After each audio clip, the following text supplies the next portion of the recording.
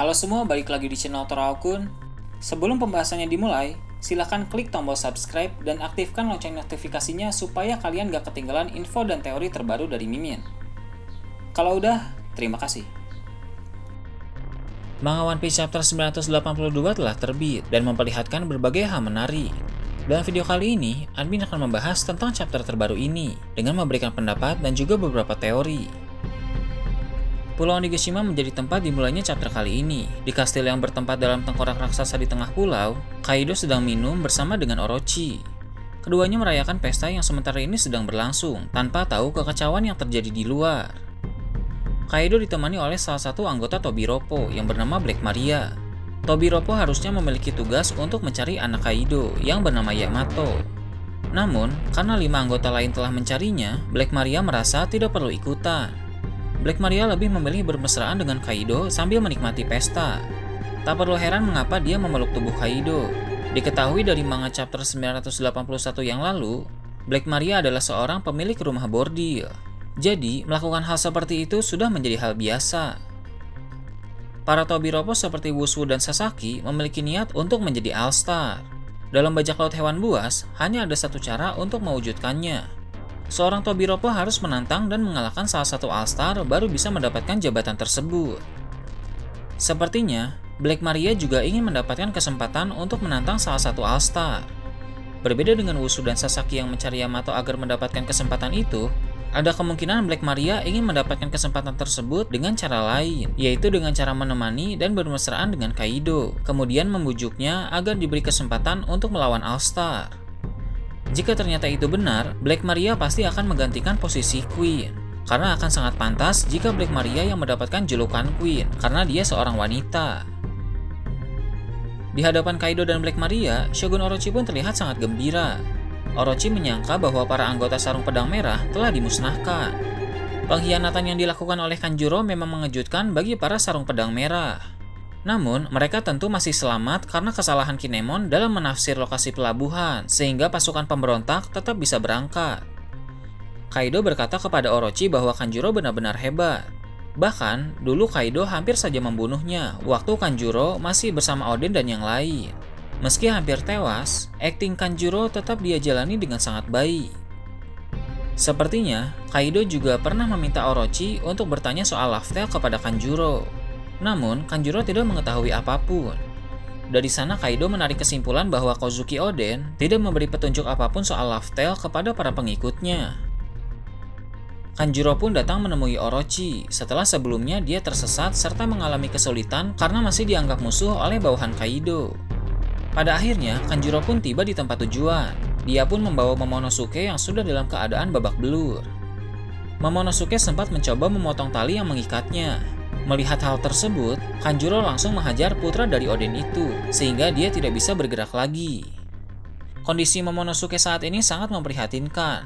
Dia berada dalam genggaman musuh dengan tubuh yang tidak berdaya. Kaido yang melihat Momonosuke merasa kecewa, bocah itu masih sama seperti 20 tahun yang lalu.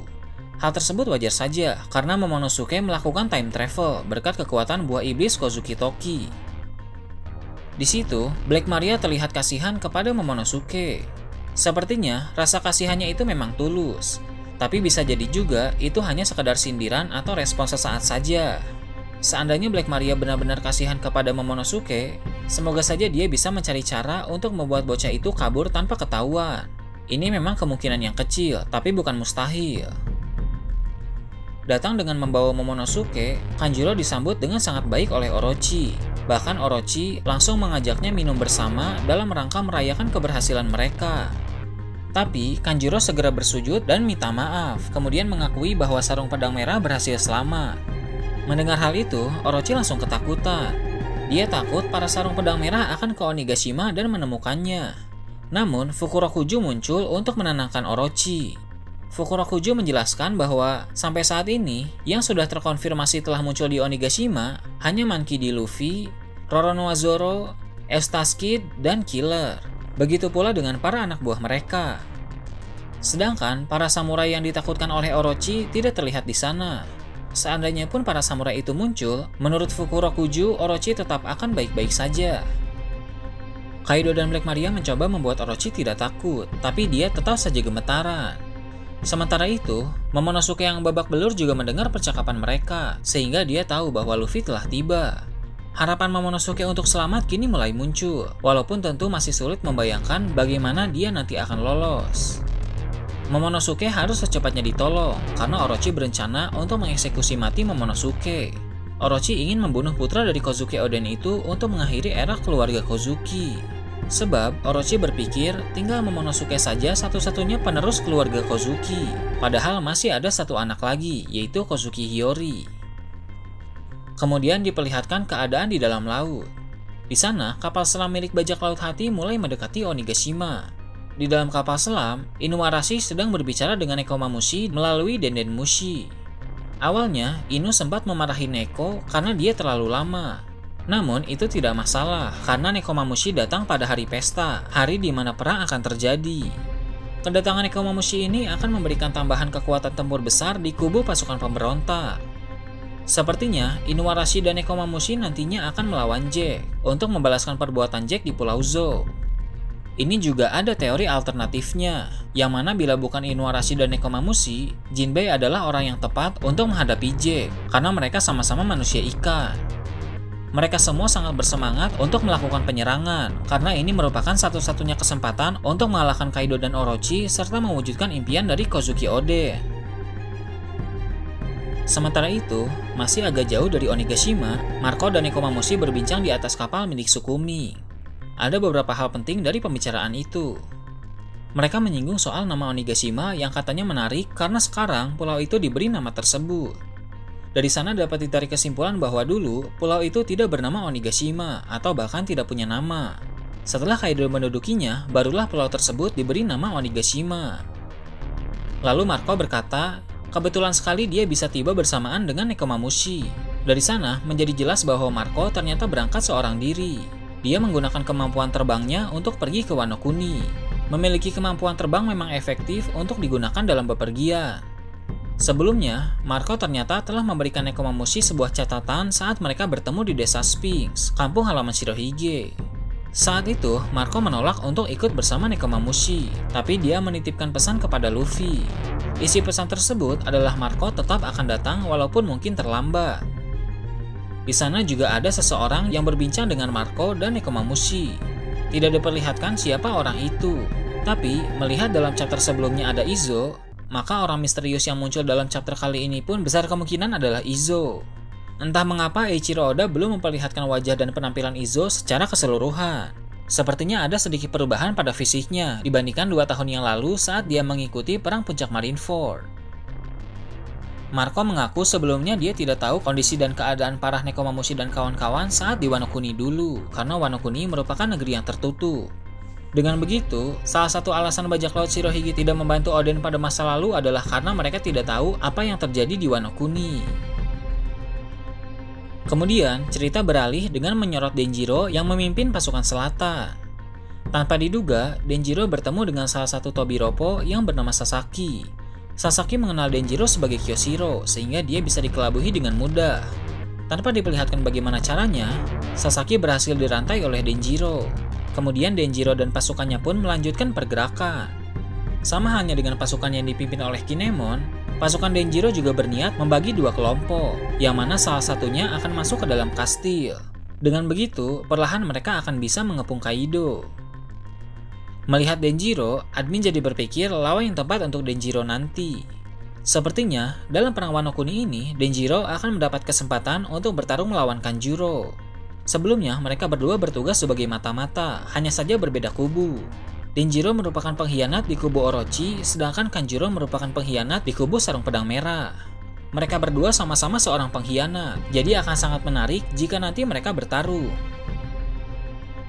Di sisi lain, pasukan timur sedang dalam masalah. Big Mom yang melihat Chopper menyadari identitas asli Chopper, sehingga dia mengejarnya. Di dalam berat Chiyoten juga ada Usopp, sehingga Chopper dan Usopp dalam bahaya. Mereka telah mencoba menembak Big Mom, tapi tembakan itu tidak mempan sama sekali. Mereka lari ke arah berlawanan dari Kinemo dan kawan-kawan, sehingga Big Mom tidak tahu soal Kinemo dan yang lain. Sejak chapter yang lalu, mereka telah terjun ke dalam air, tapi kali ini mereka telah kembali naik dan maju ke depan. Sementara Usopp dan Chopper mengalihkan fokus Big Mom. Nami, Carrot, dan Shinobu yang sedang mengintip di dalam rumah bordil khawatir akan keselamatan Usopp dan Chopper. Namun, tiba-tiba Prometheus muncul. Zeus yang dibawa oleh Nami pun sedang ketakutan di dalam senjata milik Nami. Mungkin Zeus takut karena Big Mom ada di dekat situ. Dalam bagian-bagian akhir chapter ini, diperlihatkan dua Tobiropo, yaitu Pejuan dan Ulti. Ulti meminta Pejuan untuk menggendongnya, tapi Pejuan tidak mau. Akhirnya Ulti melompat ke punggung Pejuan secara tiba-tiba, yang mengakibatkan mereka berdua terjatuh. Menariknya, Ulti dan Pejuan jatuh tepat di hadapan Luffy. Ulti dan Luffy bertatapan, saling bertanya mau apa dengan tampang menantang satu sama lain. Chapter pun berakhir di sana sehingga menimbulkan pertanyaan apa yang akan terjadi selanjutnya. Bisa jadi, Ulti dan Pejuan akan bertarung melawan Luffy. Pertarungan mereka tidak akan sampai tuntas, karena Luffy tidak mau membuang terlalu banyak tenaga sebelum melawan Kaido. Maka dari itu, pertarungan Luffy melawan dua Tobiropo ini hanya akan saling serang beberapa saat saja, sampai Luffy mendapatkan kesempatan untuk terus maju. Dalam chapter ini, telah diperlihatkan 4 orang anggota Tobiropo, yaitu Black Maria, Sasaki, Ulti, dan Pejuan. Sedangkan dalam chapter sebelumnya, sempat diperlihatkan Wushu semenjak misi pencarian Yamato. Nah, hanya tinggal X-Drake saja yang belum disorot. Ada kemungkinan X-Drake telah berhasil menemukan Yamato. X-Drake pun akan mengajak Yamato membelot dan berbalik melawan Kaido, karena ini merupakan saat yang tepat. Dalam manga chapter 954, ada orang misterius yang menolong Law, yang mana orang tersebut punya rencana besar. Kemungkinan besar orang itu adalah X-Drake. Akan menarik bila rencana besar X-Drake juga terkait dengan membuat Yamato berkhianat dan membantunya untuk melawan Kaido.